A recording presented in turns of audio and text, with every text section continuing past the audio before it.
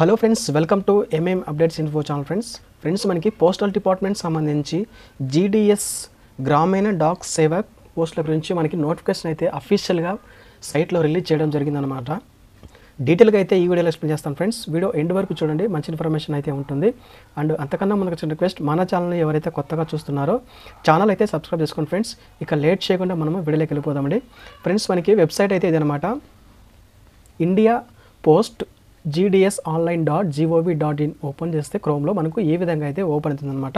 So ఇక్కడ మనకు already scrolling కూడా స్క్రోల్ అవుతుంది చూడండి. GDS online engagement schedule July 2024. So application submission start date 15/7/2024 to end వచ్చేసి మనకి 5th August 2024. సో మనకి ఇవాళ అంటే జూలై 15 నుంచి ఆగస్టు 5వ తారీఖు వరకు మనకి రిజిస్ట్రేషన్కి అయితే కనుక మనకు డేట్స్ అయితే ఇచ్చారు. సో ఒకసారి నోటిఫికేషన్ ఓపెన్ చేసి డీటెయిల్గా అయితే చూద్దాము. సో ఇక్కడ మనకి నోటిఫికేషన్ ఉంది కదా, ఇక్కడ డిస్క్రిప్టివ్ నోటిఫికేషన్ ఉంది, ఇంకోటి circle wise posts notified. So ఇది క్లిక్ చేస్తే కనుక మనకి పోస్టులు ఎన్ని ఉన్నాయి ఏంటనేది మనకు డీటెయిల్గా ఇచ్చారండి. సో ఒకసారి మీకు చూపిస్తాను. సో మనకి పోస్టులు అయితే కనుక ఫ్రెండ్స్ ఒకసారి చెక్ చేస్తే మనకి ఆంధ్రప్రదేశ్లో చెక్ చేస్తే కనుక లాంగ్వేజ్ అయితే కనుక ఇక్కడ ఏ లాంగ్వేజ్ వచ్చి ఉండాలని క్లియర్గా అయితే ఇచ్చారండి. తెలుగు అయితే వచ్చి ఉండాలన్నమాట ఆంధ్రప్రదేశ్ వాళ్ళకి. సో ఇక్కడ ఏ స్టేట్కి సంబంధించి లాంగ్వేజ్ వచ్చి ఉండాలనేది డీటెయిల్గా అయితే ఇచ్చారు, ఒకసారి చెక్ చేయండి. అండ్ ఆంధ్రప్రదేశ్ అయితే కనుక తెలుగు లాంగ్వేజ్ అయితే వచ్చి ఉండాలి. తర్వాత ఇక్కడ రిజర్వేషన్స్ కూడా ఇచ్చారండి. అన్రిజర్వ్డ్లో 656 అయితే ఉన్నాయి, ఓబీసీ వాళ్ళకి 200 ఉన్నాయి, ఎస్సీ వాళ్ళకి 177, ఎస్టీ వాళ్ళకి 68, ఈడబ్ల్యూఎస్ వచ్చేసి 194 ఉన్నాయి. అండ్ పీడబ్ల్యూడి ఏ వాళ్ళకైతే ఇంకా 6 ఉన్నాయి, పీడబ్ల్యూడి బి వాళ్ళకైతే 20, పీడబ్ల్యూడి సి వాళ్ళకైతే 14, పీడబ్ల్యూడి డిఈ వాళ్ళకైతే ఇంకా ఏం లేవు. అండ్ టోటల్గా చూస్తే మనకి 1355 పోస్టులు అయితే ఇంకా ఆంధ్రప్రదేశ్ సర్కిల్ అయితే ఉండడం జరుగుతుందన్నమాట. అండ్ నెక్స్ట్ ఒకసారి తెలంగాణ చూస్తే కనుక ఇక్కడ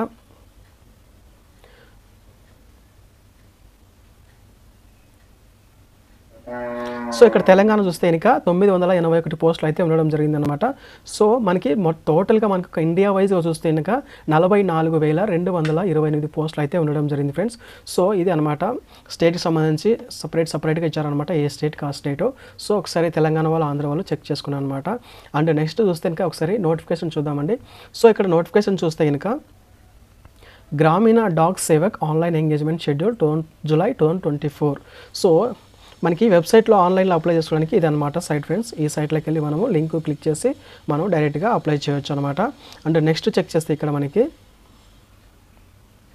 సో ఫ్రెండ్స్ మనకి ఇక్కడ డేట్ చెక్ చేస్తే కనుక registration and submission of online application వచ్చేసి మనకి జూలై 15 నుంచి ఆగస్టు 5 వరకు అయితే కనుక మనం ఆన్లైన్లో అప్లై చేసుకోవచ్చు.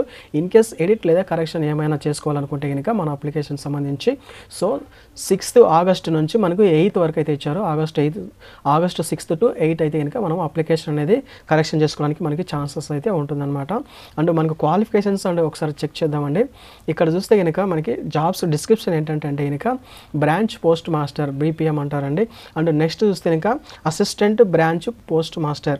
సో నెక్స్ట్ చూస్తే కనుక డాక్ సేవక్, ఇక్కడ వచ్చేసి assistant branch post master. And ఇంకోటి చెక్ చేస్తే కనుక డాక్ సేవక్. సో డాక్ సేవక్ అనమాట. సో ఇక్కడ మనకి ఏమేమి అలవెన్సెస్ మనకు శాలరీ ఏంటనేది మొత్తం ఇచ్చారనమాట.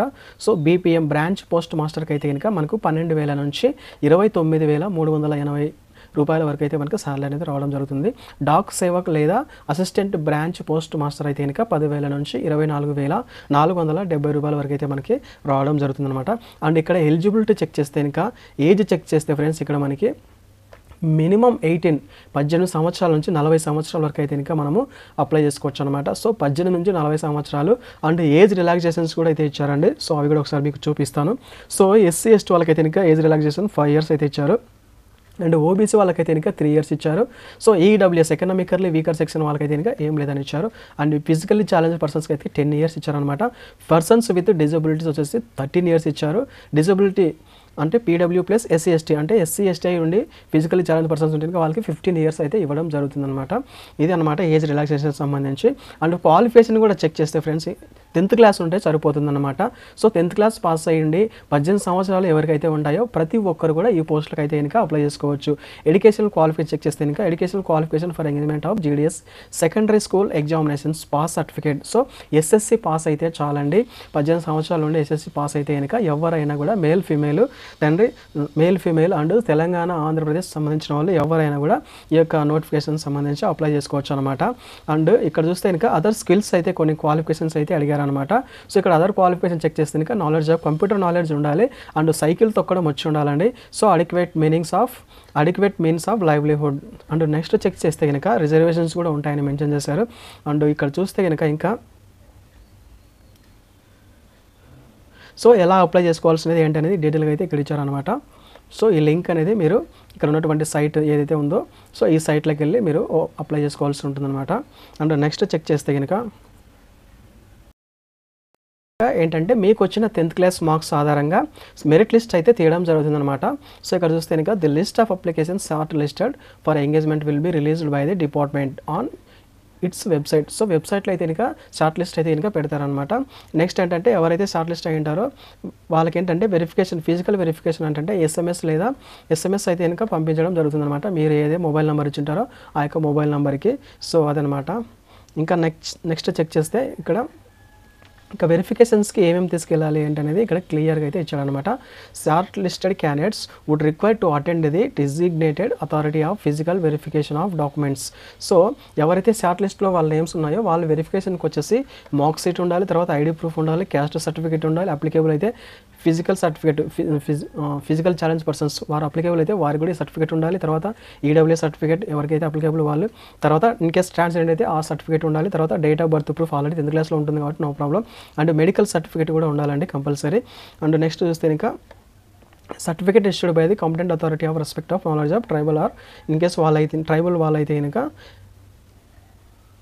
అరుణాచల్ ప్రదేశ్ వాళ్ళైతే కనుక ఈ సర్టిఫికేట్ అయితే అవసరం ఉంటుందన్నమాట, మిగతా వాళ్ళకి అవసరం లేదు. సో మీకు ఏవైతే కనుక అప్లికేబుల్లో అవన్నీ కూడా మీరు ఏదైతే వెరిఫికేషన్ ఉంటుందో దానికి వెళ్ళేటప్పుడు కంపల్సరీ ఆ సర్టిఫికేట్స్ అనేటివి తీసుకొని వెళ్ళవలసి ఉంటుందన్నమాట. ఇక్కడ చూస్తే కనుక the following documents in original and 2 sets self attested photo copies. So ఈ సర్టిఫికేట్స్ అన్నీ కూడా 2 sets జిరాక్స్ కాపీస్ చేసుకొని వాటిపైన మీ యొక్క సెల్ఫ్ అటెస్టెడ్ అంటే మీకు మీరే సిగ్నేచర్ చేసుకోవడం అనమాట. అండ్ ఒరిజినల్ సర్టిఫికేట్స్తో పాటు ఆ యొక్క 2 sets జిరాక్స్ కాపీస్ మీరు తీసుకోవాల్సి ఉంటుందన్నమాట సెలెక్ట్ అయిన వాళ్ళు.